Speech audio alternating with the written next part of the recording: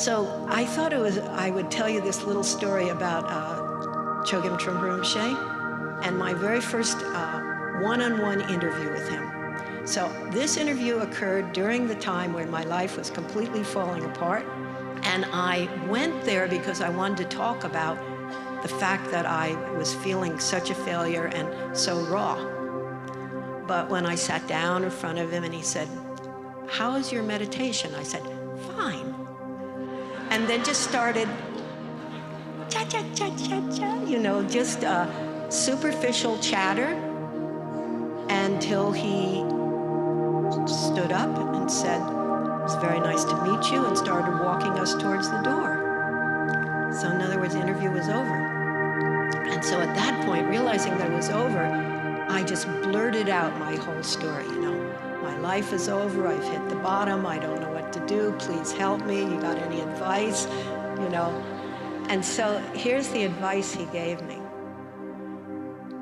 Well, he said, it's a lot like walking into the ocean and a big wave comes and knocks you over, and you find yourself lying on the bottom with sand in your nose and in your mouth, and you're lying there and you have a choice. You can either lie there or you can stand up and start to keep walking out to sea. So you stand up because the lying there choice, that equals dying. But metaphorically, that's what a lot of us do choose to do at that point. And then you start walking, and after a while, another big wave comes and knocks you down. You find yourself on the bottom of the ocean with sand in your nose and sand in your mouth.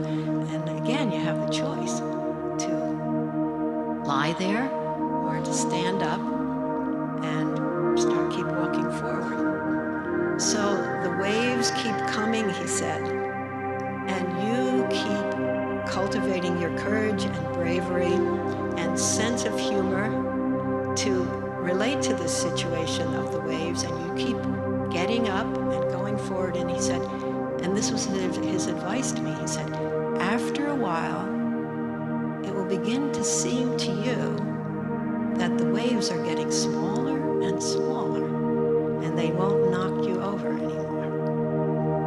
So that's good life advice. It isn't that the waves don't keep coming, it's that because you train in holding the rawness of vulnerability in your heart, the waves just appear to be getting smaller and smaller, and they don't knock you over anymore. So, probably a lot of you are aware of this climate change report that came out about 3 weeks ago or so.